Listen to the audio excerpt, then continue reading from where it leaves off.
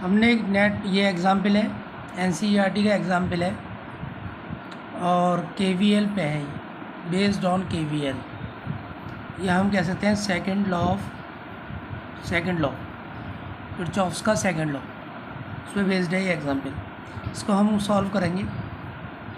पहले हम देखते हैं कि यहाँ से इसमें टोटल करंट कितना फ्लो हो रहा है, 3I।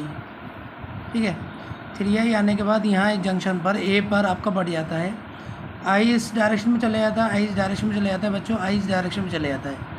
इस जंक्शन पर आने के बाद I/2 इस तरफ चला गया, I/2 इस तरफ चला गया, और I यहाँ से भी I/2 इस तरफ चला गया, I/2 इस तरफ चला गया, यहाँ से I/2 आ रहा है, यहाँ से I/2 आ रहा है। ये टोटल करंट कितना हो गया यहाँ पे I, तो I R में चला जाएगा।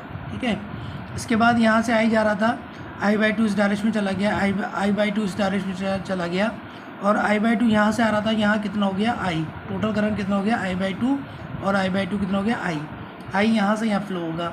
I/2 इस डायरेक्शन से आ रहा है, I/2 इस तरफ आ रहा है, तो दोनों जुड़कर यहाँ जंक्शन पर कितना हो गया I इस डायरेक्शन में चले जाएगा, तो यहाँ से 3I करंट फ्लो होगा। टोटल करंट आपका कितना है 3I। इसको निकालेंगे, टोटल करंट कितना होगा 3I हमने सपोज करा है।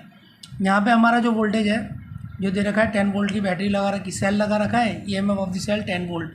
ठीक है, उसके बाद हमने यहाँ से डायरेक्शन ले रखे हैं। अब हम इसमें लूप लेंगे, लूप मानेंगे इसमें। लूप हमने लिया अप्लाइंग द KVL हमने अप्लाई कर दिया इन लूप फर्स्ट ले लिया। लूप हम कोई सा ही मान सकते हैं इसमें। ये लूप लिया है हमने। ठीक है, A B C dash E A, ये लूप लिया है A B C dash E A, ये लूप हमने ले लिया इसमें। ठीक है, इस लूप को हमने मान लिया। अब यहाँ से हमने चलना शुरू करा है। ठीक है, डायरेक्शन देखिए, डायरेक्शन ऑफ कैलकुलेशन भी हमारी इसी साइड में है और करंट की डायरेक्शन भी सेम है। तो क्या हो गया, देखिए I आ गया प्लस का, फिर हमारी डायरेक्शन ऑफ कैलकुलेशन इस साइड में है और करंट की भी डायरेक्शन सेम है, तो I/2 हो गया। और रेसिस्टेंस 1 है, तो 1 का मल्टीप्लाई करेंगे तो I/2 आएगा। फिर हम इस तरफ गए C टू C डैश जा रहे हैं, तो देखिए डायरेक्शन ऑफ कैलकुलेशन भी हमारी इसी साइड में है और करंट की डायरेक्शन भी इसी साइड में है, तो 1 का मल्टीप्लाई I में करेंगे तो I आएगा। तो हमने I लिख लिया प्लस का, पॉजिटिव I आ गया हमारा, ये पॉजिटिव I दिखाई दे रहा है। ठीक है, उसके बाद फिर हम आगे वापस आए, फिर नीचे इस साइड में हम आ रहे हैं, तो यहाँ रेसिस्टेंस नहीं है क्योंकि हम V = IR लेते हैं, ओम्स लॉ लेते हैं। ओम्स लॉ से हम वोल्टेज यहाँ लेते हैं, इसमें KVL में वोल्टेज लेते हैं हम। या EMF ऑफ द सेल होगा तो EMF ऑफ द सेल लेंगे। तो हमें इसमें टर्मिनल देखना कौन सा पड़ा, माइनस का, नेगेटिव टर्मिनल है, तो हम इस साइड में आ रहे हैं, इस तरफ से जा रहे हैं, तो नेगेटिव पड़ा हमारा बीच में। पहले हमारा नेगेटिव पड़ा तो हमने नेगेटिव 10 वोल्ट ले लिया, बस हमारा क्लोज लूप हो गया, या ख़त्म हो गया। अब इसको सॉल्व कर लेते हैं, थोड़ा सा और देख लेते हैं। तो ये I ये आ गया, अब 2I प्लस I/2 = 10। इसको हमने LCM लिया, तो ये हमारा आ गया 4I, 2 to the 4I plus I/2 = 10। फिर बच्चों इसका 2 का मल्टीप्लाई कर लिया, क्रॉस मल्टीप्लिकेशन, इसके नीचे 1 माना, तो ये हो गया 5। पहला 5 हो गया, 5I और इसका मल्टीप्लाई इसमें कर दिया, 2 5 = 10 है, तो यह मल्टीप्लाई करा, 2 10 20। तो हमने क्या करा कि इसको 5 को मल्टीप्लिकेशन हो, इस तरफ जाके डिवीज़न हो जाएगा, तो डिवाइड कर दिया 5 से, 5 4 20। I = आ गया 4 एम्पियर। 4 एम्पियर का करंट हमारा निकल कर आया। इसमें I जो करंट फ्लो हो रहा है वो 4 एम्पियर का करंट फ्लो हो रहा है। ठीक है, अब टोटल करंट कैसे निकालेंगे हमें यह टोटल करंट निकालना है बच्चों। तो टोटल करंट करने के लिए हमें क्या करना है, ये टोटल करंट हमारा 3I है।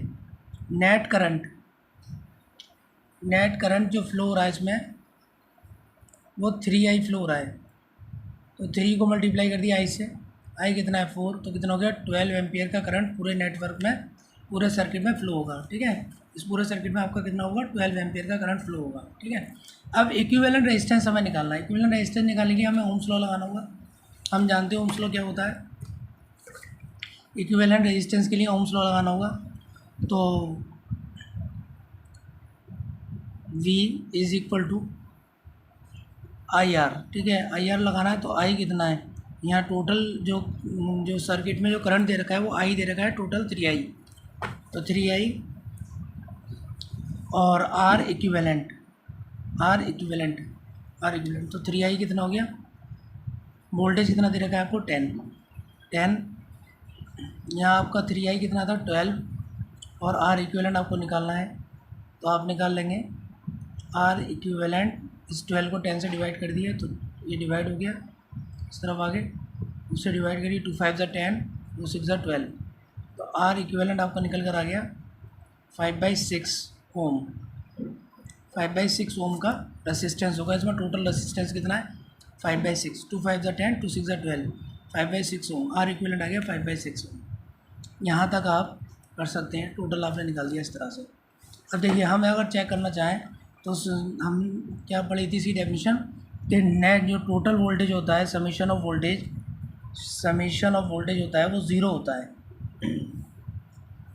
है, ठीक है, समीशन ऑफ वोल्टेज ज़ीरो होता है।